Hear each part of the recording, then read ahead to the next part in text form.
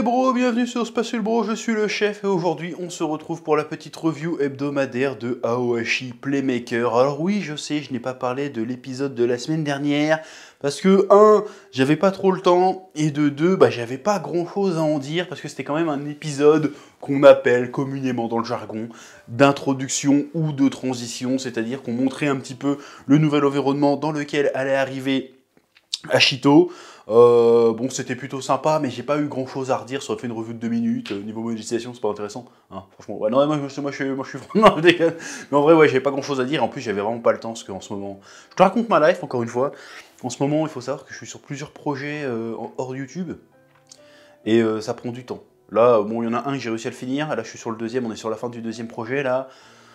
C'est chaud sa mère, j'ai plus le temps de rien faire, c'est horrible. Mais c'est très bien, c'est stimulant, c'est ça la passion. Bref, donc cet épisode d'Aohashi, cet épisode 6 ou 7, je sais plus, je crois que c'est l'épisode 7, a été très bien encore une fois. On reste encore dans ce registre. Bon là on est dans un registre un peu différent quand même, parce qu'on est vraiment en mode école de foot, on parle que de foot. On n'a plus le temps de parler de social ou quoi que ce soit, ça parle que de foot.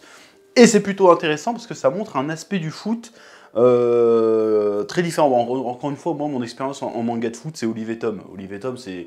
On peut même pas dire que ça parle de foot, Olive et Tom. Olive et Tom, enfin, Captain Tsubasa, c'est limite, c'est Shaolin Soccer, j'exagère. Quoique ça fait 15 piges que j'ai pas lu Captain Tsubasa non plus, hein, mais j'avais regardé l'anime à l'époque. Et franchement, ça parle pas du foot comme ça, c'était vraiment un foot fantasmé. Là, on est dans le réel, on est dans le concret, là. Et c'est cool, parce que déjà, le dernier épisode, il se finissait sur un truc assez intéressant, c'est qu'il y avait un des coachs, j'ai oublié son nom. Il ressemble à un personnage de Kenshin le Vagabond, là, avec ses traits sur la gueule et ses antennes.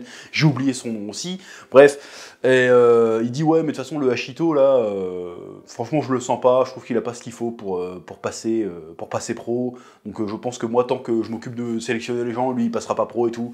Et Hashito, il entend ça, tu te dis oh merde, il va être brisé et tout.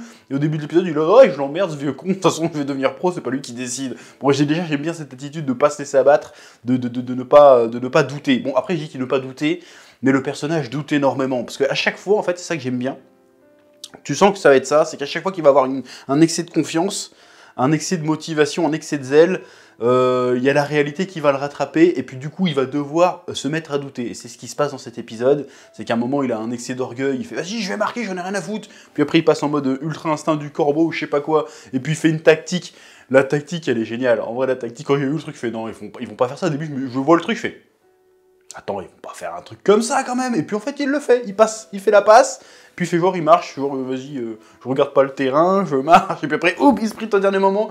Et il les nique comme ça. La tactique est géniale. La tactique est franchement géniale. Mais malgré ça, il a un peu marqué les esprits avec sa tactique, avec son ingéniosité. Mais malgré ça, t'as quand même le coach qui est sur le banc, qui regarde, il fait non, mais il y a un truc quand même qui va pas. Le gars est malin, il a de l'instinct et tout. Mais il y a un problème, c'est que le problème, en fait, il comprend rien au foot, en fait. Enfin, j'exagère, mais en vrai, il comprend rien au foot. C'est-à-dire que le gars, il joue d'instinct, il s'amuse, mais il pense pas tactiquement, il est pas capable d'élaborer une stratégie, de penser ce qu'il fait, en fait. Donc, de temps en temps, il a des coups d'éclat, mais à part ça, c'est un joueur très moyen. Déjà, techniquement, il est pas ouf, mais en plus, il comprend pas comment on joue vraiment au foot. Et là, c'est intéressant, parce qu'il y a encore une fois...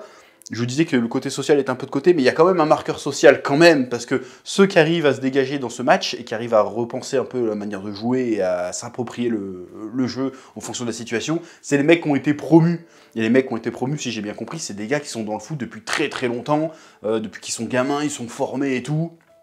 Donc les gars... De base, ils viennent pas du même milieu que lui, ils ont vraiment grandi et été bercés dans le foot, alors que lui, c'est juste un passionné qui voyait le foot de loin et qui veut rentrer dans ce monde-là. Donc là, on se rend compte que le héros, il a fait sa place, mais il n'est pas assuré de la garder. Et malgré qu'il est rentré dans ce microcosme-là, ça reste un étranger, ça reste un outsider, et il va devoir surmonter cette barrière-là encore. Il a été accepté, il a réussi à rentrer, mais maintenant, il faut garder sa place.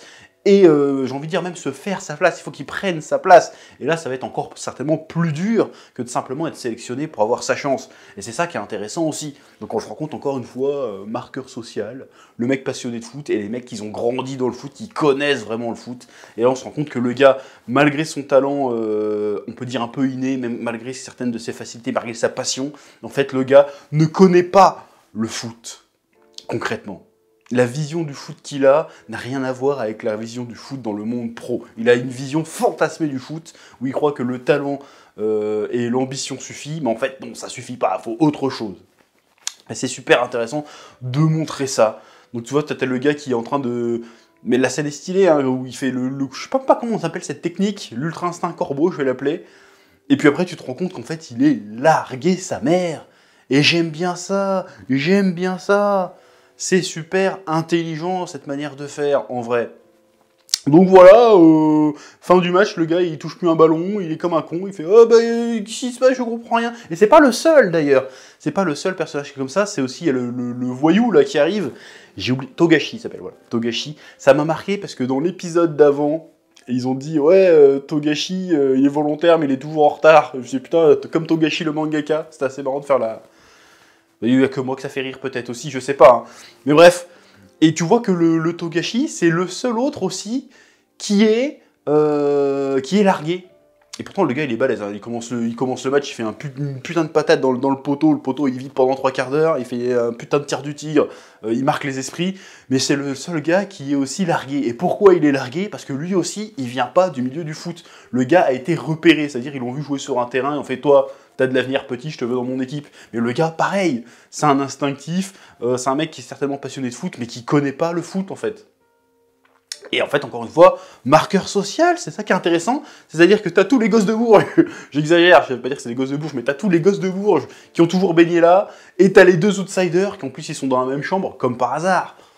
Hasard, réalité, ou s'il y a une espèce de... Comment on dit, comment on sépare les gens en fonction de leur milieu? Je sais plus comment on dit. Discrimination, je pense que ça peut passer. Ils mettent les deux pauvres, les deux roturiers, les deux sans dents dans la même chambre, et puis tous les autres, ils sont entre eux, tu vois. Donc il y a ce délire-là que j'aime bien, et c'est sûr et certain que le mec avec sa banane, le Togashi, ça va devenir son meilleur pote, ça va devenir son binôme badass, c'est obligatoire.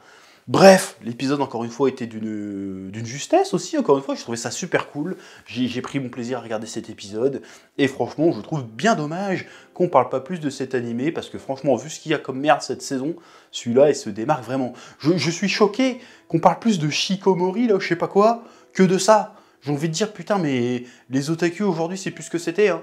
Ils sont partis en couille, on est partis en couille, les mecs. Hein. Peut-être que je suis trop vieux, peut-être que je suis trop exigeant, mais si franchement le truc à la mode cette saison c'est Shikomori et c'est pas Spy Family et c'est pas Aoashi, j'ai envie de dire la vie c'est de la merde.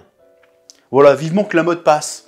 Que la mode passe, qu'il reste que les vrais. Ouais, je distingue les vrais et des faux en fonction des goûts, c'est horrible, faut pas faire ça, mais je le fais quand même, je t'emmerde, si t'es pas content, tu te désabonnes, et puis c'est tout. Je suis devenu agressif comme ça en espace de 20 secondes, parce que j'ai envie. Bref, sur ce, merci d'avoir regardé cette vidéo quand même, parce que je viens de t'insulter, donc je te passe un peu de pommade, mets un pouce bleu, commentaire, et puis je te dis à la semaine prochaine probablement, pour un nouvel épisode d'Aoashi, parce que c'est trop bien.